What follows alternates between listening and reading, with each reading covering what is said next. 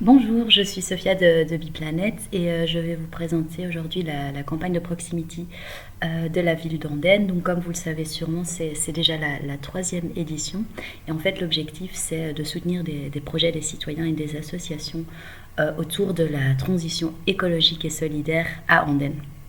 Alors dans cette vidéo, elle ne va pas durer très longtemps, je vais vous expliquer rapidement qui peut déposer un projet et quelles sont les thématiques et les étapes importantes de cet appel à projet.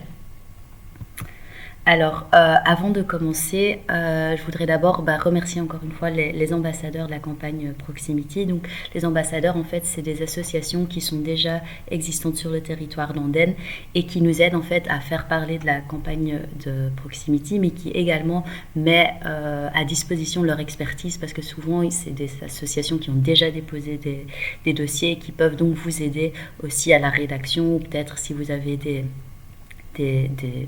des questions spécifiques, vous pouvez également leur poser et ça vous pouvez les retrouver leurs contacts sur le site de proximityandenne.be. Alors, Proximity, c'est un programme en plusieurs étapes, donc vous le voyez ici. Donc il y a 5 grosses étapes. Donc pour le moment, on est dans la première phase, donc la phase de l'appel à projet. Le 31 mai, il y a eu la soirée de lancement à Namèche et la clôture se fera en octobre, mais je vous dirai encore plus de détails un peu plus tard. Donc durant cette période, en fait, les citoyens, citoyennes et associations sur le territoire d'Andenne peuvent déposer un projet et peuvent ensuite faire une demande pour recevoir un subside de la part de la ville. Et puis les prochaines étapes, je vais en revenir tout de suite. Alors, pour l'appel à projet, qui peut participer? Donc tout d'abord, il y a des ASBL, il y a les associations de fait, les coopératives et les fondations d'utilité publique. Alors une association de fait, en fait, il faut qu'il y ait 3 personnes qui se constituent en association de fait. Donc c'est un document que vous retrouvez également sur le site qu'il faut signer pour pouvoir se constituer en association de fait.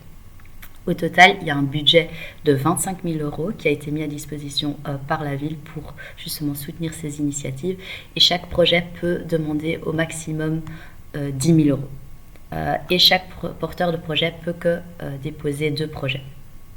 Alors le dépôt de candidature devra se faire avant le 20 octobre 2022 à midi. Donc vous pouvez retrouver ici sur Proximity Andenne le dossier de candidature, le règlement et également comment vous devez l'envoyer. Donc vous devez l'envoyer à l'adresse email info@proximitybelgium.be.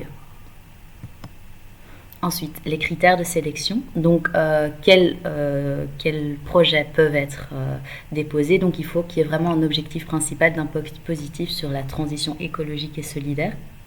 Et ensuite, vous voyez qu'il y a plusieurs critères de sélection. Et en fait, je vais y revenir après, mais donc les dossiers vont être vus par un jury.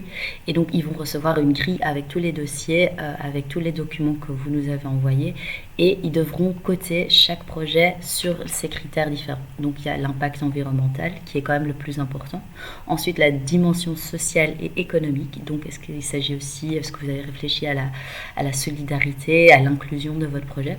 Ensuite, il y a aussi la dimension participative et partenariat. Donc, c'est voir comment est-ce que vous allez engager aussi les autres citoyens d'Andenne qui n'ont peut-être pas de projet. Et est-ce que vous avez réfléchi aussi à des partenariats avec d'autres associations qui existent déjà et qui font peut-être déjà des choses similaires. Ensuite, il y a aussi la faisabilité et la pérennité du projet. Donc, voir est-ce que, par exemple, si vous avez besoin de 100 000 €, comme je vous ai dit, vous pouvez demander max 10 000 €. Est-ce que c'est possible d'avoir ces 90 000 € d'une autre manière pour voir est-ce que ce projet est en fait réalisable? Et ensuite, il y a l'originalité du projet et la réplicabilité. Donc ça fait parfois un peu peur parce qu'on se dit, mon projet n'est pas vraiment original, mais on va surtout regarder sur le territoire où vous êtes et est-ce que c'est un projet qui est original. Donc par exemple, c'est là aussi que je réfère vers la dimension de participation et partenariat. Est-ce qu'il n'y a pas déjà quelqu'un qui le fait? Est-ce que vous êtes bien au courant de ça? Est-ce que vous avez déjà contacté les autres personnes? Donc, il ne faut pas trop avoir peur de ce dernier critère. Ensuite, si quand le 20 octobre est dépassé, nous, chez Biplanet, on va recevoir les différents dossiers et donc on va les analyser. Donc d'abord, on va voir est-ce qu'ils répondent aux critères de recevabilité. Donc là aussi, je vous invite à aller sur le site pour regarder le règlement. Il y a clairement marqué quels sont les critères de recevabilité. Donc par exemple, il faut être une asso, il ne faut pas être une entreprise. Par exemple, il faut que le projet soit sur le territoire d'Andenne. C'est des choses très noires ou blancs qui sont écrites dans le règlement.